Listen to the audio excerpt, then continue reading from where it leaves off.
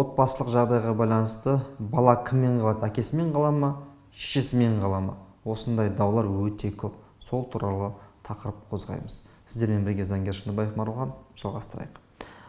Жалпы ерлі-зайыптылар ажырасқаннан кейін сұрақ туындайды.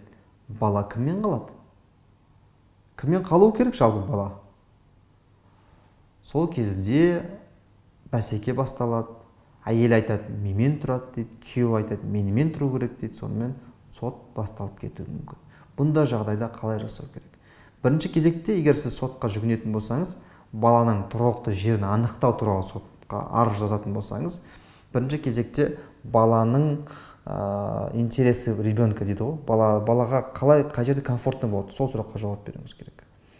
Осын баланың бауыр басып қалуы, экспертиза тағайындалады сотта. Кімге бала бауыр басып қалғаны туралы.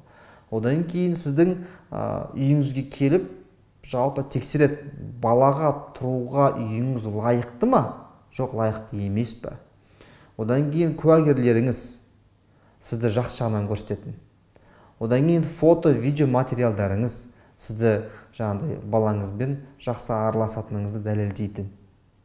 Сосын жұмысыңыз, яғни сіздің өзіңіздің нақты тұрақты табысыңыз болу керек, баланы асырай алатындай.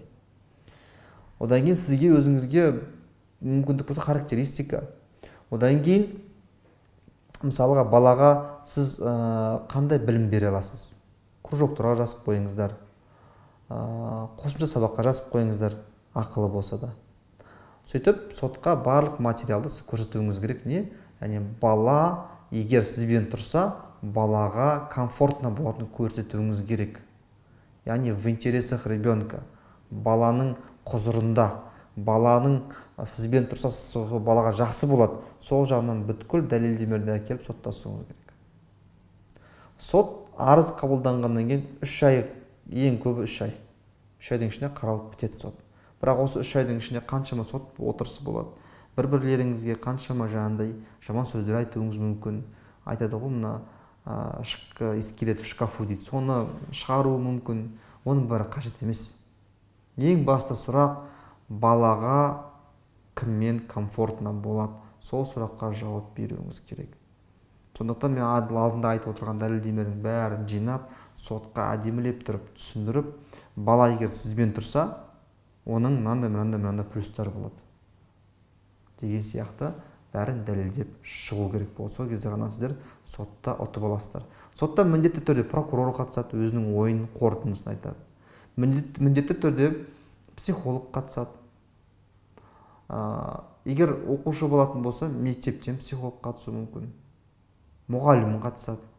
Олардың барлығын ойын ескеріп, және психологтың қорытындысы, бала кімге бауыр басып қалғанын анықтау туралы.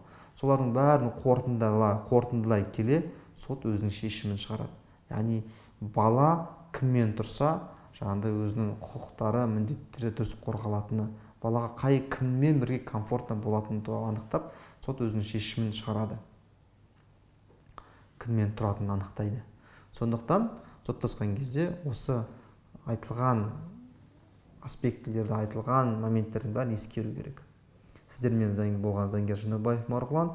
Егер сұрақтарыңыз болса, астына нөмір қалдырамыз, хабарласыңыздар, комментарий, лайк басып қойыңыздар және бөлісе отырыңыздар.